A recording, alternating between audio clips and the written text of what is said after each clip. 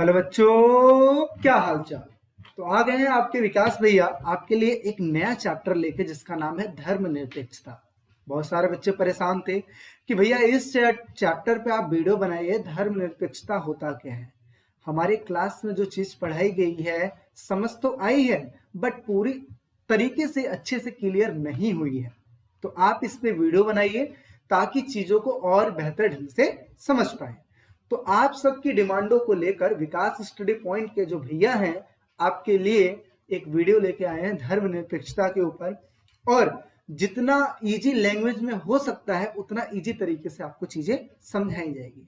Condition बस इतनी है, वीडियो को पूरा देखना ताकि चीजें समझ में आ जाए। कई बार ऐसा होता है कि स्टार्टिंग में जो कॉन्सेप्ट होता है वो उस कॉन्सेप्ट को एंड तक जाते जाते और बेहतरीन ढंग से समझा दिया जाता है, ठीक है ना। तो इसलिए आपको पूरा वीडियो देखना है। बात समझ में आ गई। बाकी नोट्स आपको कहाँ मिलेंगे, सब बच्चों को पता है कि नोट्स के लिए मैंने एक वीडियो बनाया है। उस वीडियो में मैंने आपको बताया है विकास स्टडी पॉइंट का ऐप डाउनलोड कीजिए, वहीं पे आपको नोट्स मिलेगा फ्री ऑफ कॉस्ट, उसके लिए चार्जेस नहीं है, ठीक है ना। तो चलिए अब स्टार्ट करते हैं धर्मनिरपेक्षता, जो कि है आपका 8वां चैप्टर। इसको समझाने के लिए मैं आपको एक यहाँ पे मैं चीज बताता हूँ, ठीक है। धर्म समझते हो ना। आज के डेट में आप सबको पता है सबके अलग अलग धर्म है, कि कोई हिंदू है तो कोई मुस्लिम है तो कोई सिख है तो कोई ईसाई है, कोई जैनी है, कोई बौद्ध है, कोई कुछ है कोई कुछ है कि नहीं है। अच्छा, तो इस वजह से धर्मनिरपेक्षता को समझना जरूरी हो जाता है। आज हम एक ऐसे देश में रह रहे हैं जहाँ पे बहुत सारे धर्म हैं, है ना। जैसे आस पड़ोस में देख लो बहुत सारे धर्म हैं। तो इन धर्मों को हमारे देश ने कैसे अरेंजमेंट किया है, कैसे सिस्टमेटिक तरीके से अपने रोल को प्ले किया है, इन सभी चीजों को हम समझने वाले हैं। तो देखिए धर्मनिरपेक्षता का अर्थ क्या होता है। धर्म तो धर्म होता है जी, निर का मतलब होता है नहीं, क्या नहीं, धर्म नहीं, पक्षता का मतलब होता है भेदभाव। क्या होता है, भेदभाव। यानी कि धर्म नहीं भेदभाव। अब इसका मतलब क्या हुआ, इसका मतलब यह हुआ कि धर्म के आधार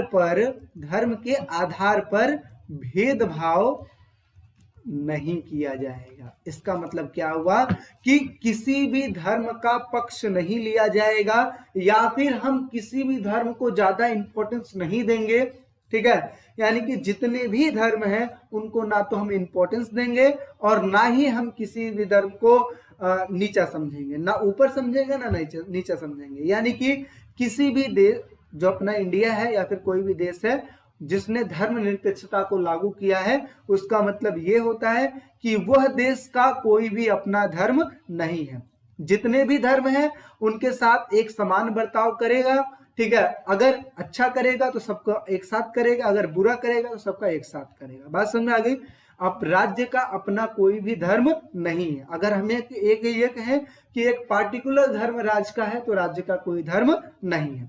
इस चीज को समझ लेना। तो धर्मनिरपेक्षता का मतलब क्या होता है कि किसी भी धर्म के साथ कोई भेदभाव नहीं करना, किसी भी धर्म का कोई पक्षपात नहीं लेना। राज्य का अपना कोई धर्म नहीं होता है, राज्य जो भी करेगी सबके लिए एक समान करेगी। धर्मों के आधार पर कोई भी ऐसा काम नहीं करेगी जिसकी वजह से किसी भी धर्म को ठेस पहुंचे। बातें समझ में आ रही है। तो ये चीज है।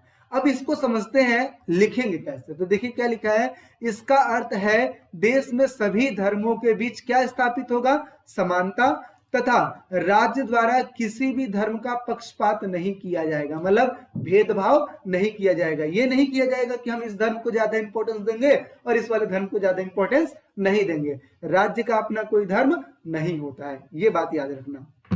आगे, किसी एक समुदाय का अन्य समुदाय पर कोई वर्चस्व नहीं होगा। यानी कि किसी एक धर्म का या फिर किसी एक समुदाय का किसी दूसरे समुदाय पे कोई भी वर्चस्व नहीं होगा। आगे, एक ही धार्मिक समुदाय के भीतर व्यक्ति के किसी एक समूह का दूसरे समूह पर हावी होना उचित नहीं है।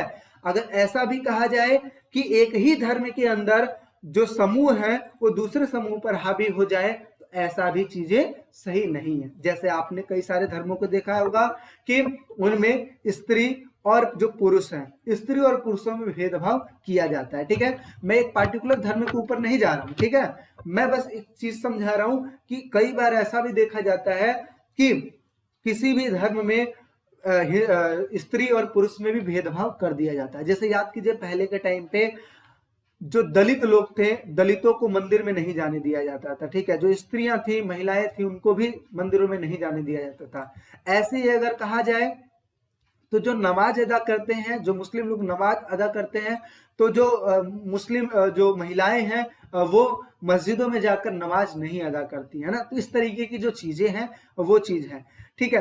तो ऐसे ही अगर एक धर्म के, एक धार्मिक समुदाय के अंदर अगर एक जो समूह है दूसरे समूह पे अगर कोई हावी होता है तो वो भी नहीं होने दिया जाना चाहिए, यानी कि ये उचित नहीं है। तथा किसी भी व्यक्ति को धर्म के आधार पर किसी भी प्रकार का कोई भेदभाव नहीं किया जाना चाहिए। चीज समझ में आ रही है? यानी कि धर्मनिरपेक्षता ये कहती है कि हम धर्म के आधार पर कभी भी किसी के साथ कोई भेदभाव नहीं करेंगे। हमारे लिए सारे धर्म क्या है? समान है। बात समझ में आ गई? इसलिए देखिए ज्वाइंट किया गया ना ये चीजें, ये जो तस्वीर है इसी चीज का संकेत देती है कि सारे धर्म क्या है? बराबर है। आगे समझते हैं। अब एक जो राज्य होता है जहां पे धर्मनिरपेक्ष लागू होता है, उनका क्या क्या रोल होता है, इस चीज को समझो। तो देखिए वह राज्य यानी कि धर्मनिरपेक्ष राज्य किसको कहते हैं? तो वह राज्य जहां पर सरकार की तरफ से किसी धर्म को आधिकारिक यानी कि कानूनी मान्यता नहीं दी गई हो। इसका मतलब ये होता है कि जो राज्य होगा उसका कोई भी अपना धर्म नहीं होगा, कोई भी किसी भी धर्म को कोई भी कानूनी मान्यता नहीं दी जाएगी, उसी को कहते हैं धर्मनिरपेक्ष राज्य। आगे सर्वधर्म संभव की अवधारणा को महत्व दिया जाएगा। इसका मतलब क्या हुआ? सर्वधर्म यानी कि सभी धर्मों को यहां पर लागू करने का अवसर प्रदान किया जाएगा।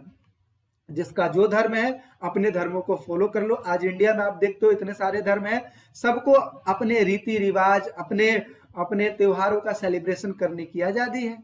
ना हिंदू को मुस्लिम से दिक्कत, ना मुस्लिम को जैन से दिक्कत, ना जैन को बौद्ध से दिक्कत, यानी किसी को किसी से दिक्कत नहीं है। आगे धार्मिक समूह के वर्चस्व को रोकना, यानी कि अगर कहा जाए अगर कोई ऐसा धर्म है जो अपने वर्चस्व को, अपने पावर को दिखाना चाहता है दूसरों को, दूसरे धर्मों को दिखाना चाहता है, तो वो चीज गलत है और राज्य क्या करेगी? उसके वर्चस्व को रोकेगी। आगे धार्मिक संस्थाओं एवं राजसत्ता की संस्थाओं के बीच अंतर होना चाहिए, यानी कि कहा जाए तो जो धर्म है और जो राज्य है, यानी कि जो धर्म है और जो राज्य है दोनों अलग अलग है, इनके अंतर को समझा जाए। धर्म एक व्यक्ति का अपना पर्सनल हो सकता है और राज्य सबका अपना होता है, ठीक है ना। आगे तभी शांति, स्वतंत्रता, समानता की स्थापना क्या होती है? संभव हो पाती है। समझ में आ गई चीजें? अब यहाँ पे ये चीज तो मैंने आपको समझा दिया। यहाँ पे समझिए किसी भी प्रकार के धार्मिक गठजोड़ से परहेज करना। इसका मतलब ये है कि जो धर्मनिरपेक्ष राज्य होते हैं वो किसी भी धर्म के साथ गठजोड़ नहीं करते हैं, यानी कि समझौता नहीं करते हैं। ऐसे लक्ष्यों और सिद्धांतों के प्रति प्रतिबद्ध होना चाहिए जो कि शांति, धार्मिक स्वतंत्रता और धार्मिक उत्पीड़न, भेदभाव से आजादी को महत्व देता हो। यानी कि कहा जाए तो ऐसे लक्ष्यों और सिद्धांतों को अपनाना चाहिए जो कि धार्मिक स्वतंत्रता दे, धार्मिक उत्पीड़न को रोके और साथ ही साथ भेदभाव को कम करे। तो इन सभी चीजों को लागू करना चाहिए जिसकी वजह से ये जो धार्मिक उत्पीड़न है, जो भेदभाव, उस चीज को कम किया जाए। और राज्य का अपना कोई धर्म नहीं होगा, राज्य कभी भी किसी के धर्म में कोई इंटरफेयर नहीं करेगी। कब तक नहीं करेगी? जब तक की चीज कोई गलत ना हो तब तक वो इंटरफेयर नहीं करेगी। लेकिन अगर गलत हो रही है किसी धर्म में तो उसको सुधारना राज्य के लिए आवश्यक हो जाता है। बातें समझ में आ रही है? आगे समझते हैं धर्मनिरपेक्ष राज्य की विशेषताएं क्या होती हैं। तो इन चीज को समझिए। सभी धर्मों के बीच क्या होती है? समानता। यानी कि विशेषताओं में सबसे पहली चीज ये है कि अगर कोई भी राज्य जिसमें धर्मनिरपेक्षता लागू है तो वहां पे सारे धर्म एक समान होंगे। दूसरा, कानून द्वारा किसी धर्म का पक्ष नहीं लिया जाता, यानी कि कानून कभी भी एक दूसरे का पक्ष लेगी ही नहीं, किसी दूसरे धर्म का कोई पक्ष नहीं लेगी, किसी भी धर्मों का पक्ष नहीं लेगी। आगे सभी धर्मों के लोगों को अपने धर्म के पालन, प्रचार और प्रसार की क्या है? आजादी है। आगे समझते हैं राज्यों द्वारा किसी भी धर्म को राजकीय धर्म घोषित नहीं किया जाए, यानी कि राज्यों का अपना कोई धर्म नहीं होगा। ये है इसकी विशेषताएं। बात समझ में आ रही है? चलिए आगे बढ़ते हैं। धर्मनिरपेक्षता निरपेक्षता समाज के लिए आवश्यक बातें, यानी कि कौन कौन सी ऐसी बातें हैं जो धर्मनिरपेक्ष समाज के लिए आवश्यक है। आगे बढ़ने से पहले मैं आपको बता दूं, विकास स्टडी पॉइंट पे सारे सिलेबस अपलोडेड है, सारे बच्चे जाइए, सारे सब्जेक्ट को पढ़िए। सारे सब्जेक्ट नहीं, मतलब बेसिकली 2 ही सब्जेक्ट हम ज्यादा इंपॉर्टेंस देते हैं, एक हिस्ट्री एक पोल साइंस, लेकिन इस साल से आपके पास फिजिकल एजुकेशन भी आ जाएगा, हिंदी का भी आ जाएगा, इंग्लिश का भी, मैं सबका अवेलेबल मैं करवाऊंगा, ठीक है। और चैनल पर नए हो सब्सक्राइब जरूर कर लेना ताकि वीडियो का नोटिफिकेशन आपको मिलता रहे। साथ ही साथ ऐप जरूर डाउनलोड करना, और चैनल पे नए हो और विकास स्टडी पॉइंट की वीडियो अगर आपको अच्छी लग रही हो तो लाइक जरूर कीजिएगा, ठीक है। आगे बढ़ते हैं, तो धर्मनिरपेक्ष समाज के लिए आवश्यक बातें क्या है। तो देखिए, विभिन्न धर्मों के अनुयायियों को बिना वजह के किसी प्रकार का कोई भेदभाव ना, यानी कहा जाए कि अगर कहा जाए तो जो भी धर्म है, धर्मों के जो अनुयायी होते हैं, जो फॉलोअर्स होते हैं, उनके साथ कोई भी भेदभाव ना किया जाए, ठीक है। आगे, किसी एक धार्मिक समुदाय के भीतर सभी वर्ग तथा समूहों की स्वतंत्रता समानता के अधिकार रूप से प्राप्त हो, यानी कि कहा जाए तो अगर आप किसी भी एक धर्म में हो तो आपको भी वही समानता मिलनी चाहिए जो कि दूसरों को मिलती है, ऐसा कोई प्रावधान बनना चाहिए। आगे, नास्तिकों को भी जीवित रहने उन्नति के उतने ही अधिकार हो जितने किसी भी मजहब के मानने वालों को। आज हम कहते हैं कि वो व्यक्ति सबसे ज्यादा अच्छा है जो एक धर्म को फॉलो करता है, नहीं, वो व्यक्ति भी अच्छा है जो नास्तिक है, जो किसी भी धर्म को नहीं मानता है, ठीक है। ना वो हिंदू है, ना वो मुस्लिम है, ना सिख है, ना ईसाई है, यानी कि कहा जाए तो वो व्यक्ति भी जो किसी में आस्था नहीं रखता है उसे कहते हैं नास्तिक। तो नास्तिक होने का मतलब ये नहीं है कि वो व्यक्ति गलत है, ठीक है ना। उसको भी वही अधिकार मिलने चाहिए जो कि एक व्यक्ति को मिलने चाहिए जो कि जो कि धर्म को मानता है। यानी कि एक व्यक्ति जो नास्तिक है और एक व्यक्ति जो आस्तिक है, जो धर्मों को मानता है, तो दोनों में समानता होनी चाहिए, ठीक है। ऐसा नहीं कि जो धर्म को मानता है उसको ज्यादा इंपॉर्टेंस दो, जो धर्म को नहीं मानता उसको ना ही इंपॉर्टेंस दो, ये चीज गलत है। क्योंकि नास्तिक होने का मतलब ये नहीं है कि वो बंदा गलत है, नास्तिक होने का मतलब ये है कि वो किसी धर्म को नहीं मानता है, ठीक है। लेकिन हो सकता है कि वो किसी धर्म को नहीं मानता है लेकिन उसके अंदर इंसानियत हो। आज इंसानियत का क्या धर्म है? आप बताइए कि आप किसी एक धर्म से बिलोंग करते हैं और आपको पता है दूसरे धर्म का व्यक्ति अगर रोड पे पड़ा है, असहाय है, उसको सहायता की जरूरत है, तो आप उससे धर्म पूछोगे? नहीं पूछोगे ना। आप क्या कहोगे? आप जाओगे, उससे हेल्प करोगे, उसकी जो भी कमियां है उसको दूर करोगे, जो भी उसकी शिकायतें उसको दूर करोगे, यही करोगे ना। तो जरूरी नहीं है कि आप धर्म को मानते हो तो ही आप महान हो। बात ऐसी है कि आप इंसानियत रूप में, इंसान होने के नाते कौन कौन सा कर्म करते हो, ये आपका फर्ज होता है, ठीक है ना। इससे आपके कर्मों से बड़ा आपका कोई धर्म नहीं होता है, और जो कर्म होते हैं वो धर्म के अकॉर्डिंग होते हैं। धर्म का मतलब होता है सही, एक तरीके से सही, ठीक है। आगे समझते हैं। धर्म व्यक्ति के जीवन का एक निजी मामला है। मैं हूं, मेरा अपना एक धर्म है, ये मेरा निजी मामला है। मेरा मन करेगा अपना धर्म चेंज करने का, मैं कोई और धर्म अपनाऊंगा, या नहीं भी मन करेगा तो मैं नहीं अपनाऊंगा। ये डिपेंड किसके ऊपर करता है? ये खुद के ऊपर डिपेंड करता है कि हम अपने धर्म को कैसे। लेकिन अगर मैं कहूं कि अगर मैं इंसानियत के रूप में अगर कोई कार्य कर रहा हूं तो ये भी अपना अलग सा मैटर है, ठीक है ना। तो सबका जो धर्म है वो अपना एक निजी मामला है। आगे, हिंदुत्व, इस्लाम, इन सबको एक निजी विषय ही रखा जाए तो ज्यादा अच्छा है। आप हिंदू हो या मुस्लिम हो या सिख हो या ईसाई हो, ये डिपेंड आपके ऊपर करता है। ये आपका निजी मामला है, इसमें हम कोई इंटरफेयर नहीं कर सकते हैं। आगे, किसी भी स्थिति में धर्म को सार्वजनिक वाद विवाद का विषय न बनाया जाए और न ही इसमें राजनीतिक प्रवेश होने दिया जाना चाहिए। यानी कहा जाए तो ये जो धर्म है एक निजी मामला है, इसमें राज्य राजनीतिक चीज कभी भी इंटरफेयर नहीं करनी चाहिए, और इसकी वजह से कोई सार्वजनिक वाद विवाद नहीं होनी चाहिए। अरे आपका धर्म है, आपको अच्छा लगता है, आप फॉलो कीजिए, दूसरों को क्या लेना देना है। तो ये चीज होना चाहिए। अपना सबका निजी मामला है, वो उस चीज को एक्सेप्ट करे, जैसा मर्जी वैसा करे, ठीक है ना। तो इस तरीके की चीजें हैं। तो आई होप सो आपको समझ में आ रहा होगा। चीजें हैं, एक बार ध्यान से और सुनिएगा, अच्छे से सारी चीजें समझ में आ जाएगी। आगे समझते हैं कि भारत में धर्मनिरपेक्षता, अभी तो हमने बात कर लिया, अब हम समझते हैं कि भारत में कैसे धर्मनिरपेक्षता को अपनाया गया है। तो देखिए, भारत में हमें पता है विभिन्न प्रकार के धर्मों के लोग रहते हैं, और भारत ने सबको मान्यता दी है कि भाई आप अपने धर्म के प्रचार प्रसार की आजादी है आपको, ठीक है। लेकिन बशर्ते बात यह है कि आप अपने धर्मों को सबसे बढ़िया और दूसरे के धर्म को सबसे घटिया ऐसा नहीं बोलोगे, बल्कि आप अपने धर्मों की बड़ाई करो, वो बात सही है, सब अपने धर्मों की बड़ाई करेंगे, लेकिन आप किसी दूसरे धर्म पे कोई कमेंट नहीं करोगे, ठीक है ना। अच्छा, इसीलिए राज्य का अपना कोई धर्म नहीं है।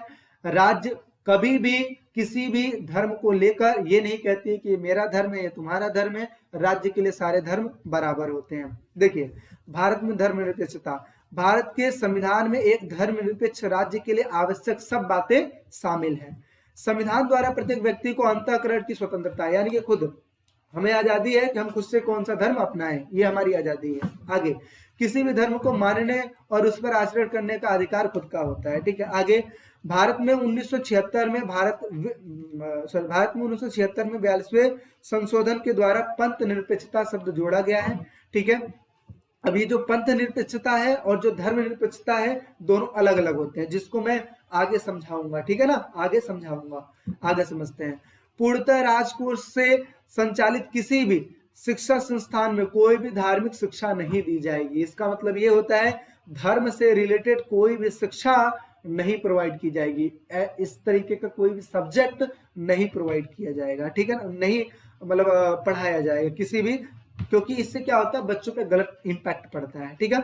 इसीलिए वो चीजें पढ़ाई जाएगी जो एक दूसरे में भाईचारा बना के रखता है, ठीक है। आगे, सभी धार्मिक समुदाय को चल और अचल संपत्ति अर्जित करने, यानी कि जितने भी धार्मिक समुदाय हैं वो चल और अचल संपत्ति, चल संपत्ति किसको कहते हैं, जो चलती फिरती रहती है। फॉर एग्जाम्पल के लिए पैसा, फॉर एग्जाम्पल के लिए सोना चांदी।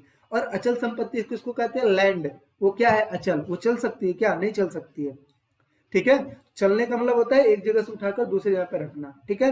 तो कोई भी जो धार्मिक संस्था होती है वो जो चल और अचल संपत्ति है उसको बनाए रख सकती है और अपने स्वामित्व बनाए रखने का उनको अधिकार है।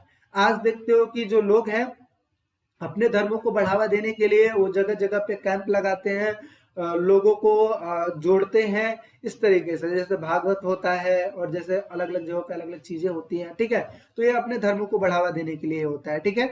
तो अब इस सिचुएशन में वो उनको पैसा अर्न हो रहा है तो वो उनके ऊपर डिपेंड करता है। इससे राज्य को प्रॉफिट नहीं होगा, इससे उस धर्म को प्रॉफिट, बल्कि वो जो कर रहा है उसको प्रॉफिट होता है कि हाँ अपने धर्मों को जोड़कर रखता है। तो ये डिपेंड करता है उन लोगों के ऊपर, ना कि राज्य के ऊपर। तो ये लिखा है कि सभी धार्मिक समुदायों को चल अचल संपत्ति अर्जित करने तथा उस पर अपना स्वामित्व बनाए रखने का अधिकार होगा। आगे, ऐसा कोई कर नहीं वसूला जाएगा जिसका उद्देश्य धर्म समूह या फिर समुदायों को धार्मिक सहायता प्रदान करता है। इसका मतलब ये है कि ऐसा किसी से कर मत वसूलो, यानी कि किसी भी धर्म से कोई भी ऐसा कर वसूला नहीं जाएगा जिससे किसी दूसरे धर्म को प्रॉफिट होता हो, ठीक है ना। तो इस तरीके की चीजें की गई है भारत के धर्मनिरपेक्षता में। चलिए आगे समझते हैं। आगे देखिए लिखा है कि धर्मों के बीच वर्चस्ववाद। वर्चस्व का मतलब होता है कि दबदबा आप कहोगे पावरफुल एक तरीके से, ठीक है ना। यानी कि अगर कहा जाए तो कई बार ऐसा भी देखने को मिला है कि एक धर्म दूसरे धर्म पर हावी हो जाता है। इस तरीके की जो चीजें है ना वो देखने को मिल जाती है। अच्छा, ऐसा कब मिल जाती है, तो इसके लिए 3 एग्जाम्पल आप लोग के सामने रखे गए हैं, ठीक है। उन चीजों को देखिएगा। जैसे धर्मों के बीच वर्चस्ववाद, इसका मतलब क्या होता है, हर भारतीय नागरिक को अपने देश के किसी भी भाग में आजादी और प्रतिष्ठा के साथ रहने का क्या है, अधिकार है। फिर भी भेदभाव के अनेक उदाहरण पाए जाते हैं जिससे धर्मों के बीच वर्चस्ववाद बढ़ा, क्योंकि हम स्वयं के धर्म को श्रेष्ठ मानते हैं, ठीक है, अपने ही धर्म को हम श्रेष्ठ मानते हैं। और ऐसा कैसे देखने को मिला, तो देखिए 1984 में सिख दंगों में हजारों सिख मारे गए।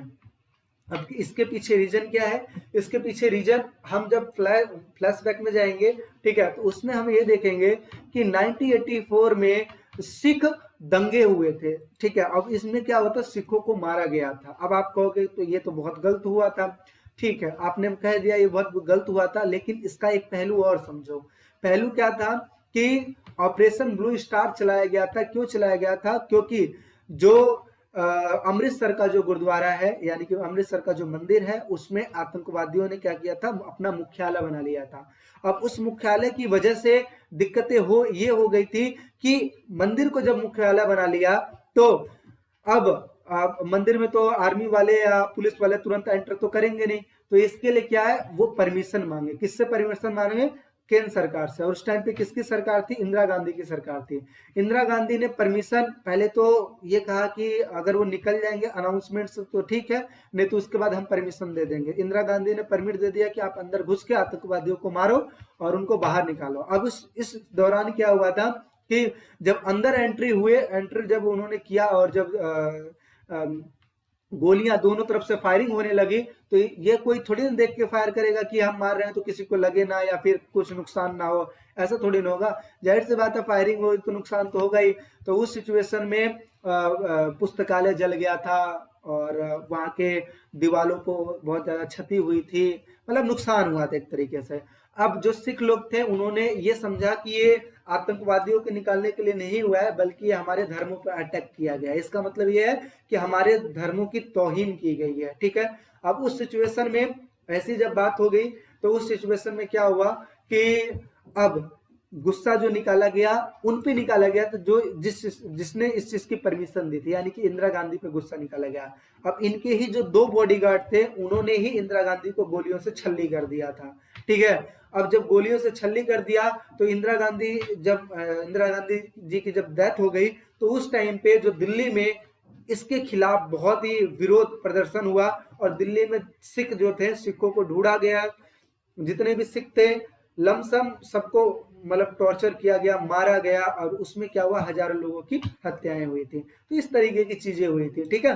और ऐसे ही कुछ देखने को मिला था, कश्मीर से कश्मीरी जो पंडित थे उनको निकाला गया था। इस पे एक फिल्म भी तो बनी है, कश्मीर फाइल्स, ठीक है।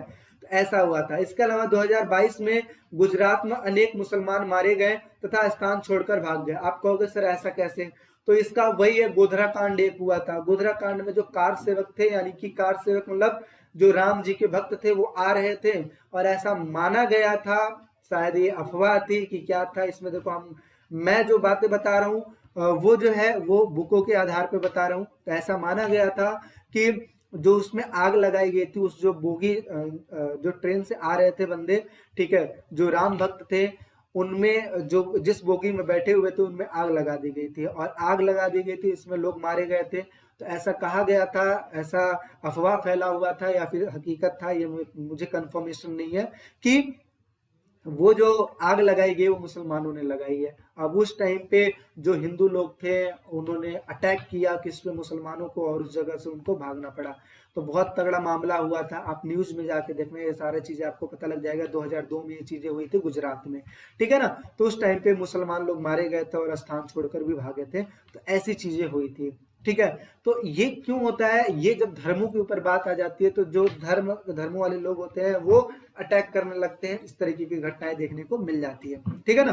तो धर्मों के बीच वर्चस्ववाद। लेकिन मेरा मतलब बस इतना ही है कि आप यार देखो, किसी भी धर्मों से बिलोंग करो, डिपेंड ये नहीं करता, डिपेंड ये करता है कि आप कितने अच्छे व्यक्ति हो, ये डिपेंड आप पे करता है। आप लोग अभी स्टूडेंट हो, आप लोग का अभी पूरा उम्र पड़ा हुआ है, लेकिन आप एक बात याद रखना हमेशा मेरी, कि आप कितना बढ़िया बन सकते हो उतना बढ़िया बनने की कोशिश करना, जितना अच्छा बन सकते हो। डिपेंड ये नहीं करता कि आपका धर्म क्या है, डिपेंड ये करता है कि आपका कर्म क्या है। कर्म ही आपका प्रधान होना चाहिए, कि जैसा आप कर्म करोगे वैसा ही आपके साथ होगा, ठीक है ना। तो आप अपने कर्मों को अच्छा रखना, इंसानियत के रूप में सबकी हेल्प करना, डिपेंड ये नहीं करता आप किस धर्म से बिलोंग करते हो या सामने वाले का क्या धर्म है, ठीक है ना। तो ये चीजें हैं। तो इस तरीके का वर्चस्ववाद देखने को मिल जाता है। ये कहाँ देखने को मिल जाता है? धर्मों के बीच देखने को मिल जाता है। अब हम समझते हैं धर्मों के अंदर, ये तो हमें समझ में आ गया कि एक धर्म ये है, एक धर्म ये है, इन दोनों के बीच की बातें हो रही है। लेकिन अब हम ये समझने वाले हैं कि एक ही धर्म है और एक ही धर्म के अंदर कौन से वर्चस्ववाद होता है। तो इसमें भी ये चीजें होती हैं, जैसे अभी मैंने बताया कि मंदिरों में महिलाओं तथा दलितों का प्रवेश वर्जित, यानी कि पहले ऐसा होता था कि मंदिरों में महिलाएं नहीं जा सकती थी और दलित नहीं जा सकते थे। अब समझो कि मान लो हिंदू धर्म है और हिंदू धर्म में कोई अमीर होता है, कोई गरीब होता है। अमीर को अमीर कहते हैं, गरीब को दलित कहते हैं, ठीक है। अब दलित जो होता है, अब दलित होने की वजह से क्या वो मंदिर में नहीं जाएगा? तो इसका मतलब ये है कि जो अमीर लोग हैं वो अपना दबदबा बना के रखे थे, जो पंडित लोग थे वो अपना दबदबा बना के रखे थे, और इसकी वजह से जो दलित थे उनका शोषण होता था। तो इस तरीके की जो चीजें होती है, इसी को कहते हैं धर्म के अंदर वर्चस्ववाद, ठीक है। और आगे जैसे मस्जिद में भी अगर देखा जाए तो अनेक मस्जिदों में महिलाओं का नमाज जो है वर्जित है, ठीक है, यानी कि महिलाएं नमाज नहीं करती हैं मस्जिदों में जाकर। तो ऐसी चीजें इनमें भी देखी जाती है। तो इस तरीके की जो चीजें हैं वो भी देखने को मिल जाती है, जो कि धर्म के अंदर वर्चस्ववाद का एक उदाहरण है, ठीक है। और ये है धर्मों के बीच वर्चस्ववाद, ठीक है। साथ ही साथ भारत में धर्मनिरपेक्षता कैसे अपनाई गई है, ये चीज हमने समझ लिया। धर्मनिरपेक्षता समाज के लिए कौन कौन सी आवश्यक बातें हैं और क्या विशेषताएं होती हैं, इसके अलावा धर्मनिरपेक्षता का अर्थ, इसके अलावा धर्मनिरपेक्ष राज्य, ये सारी बातें हमने पढ़ ली। तो आई होप सो आपको अच्छा लगा होगा। और इसी के साथ ही जो पहला पार्ट था हो गया ओवर। अब मिलेंगे हम नेक्स्ट पार्ट में, जिसमें हम और भी जो टॉपिक्स है उसको हम कवर अप कर लेंगे, ठीक है। तो अगर वीडियो अच्छा लगा हो तो वीडियो को लाइक कर दीजिएगा, और चैनल पे नए हैं तो सब्सक्राइब जरूर कीजिएगा। मिलता है एक नेक्स्ट वीडियो में, टेक केयर, बाय।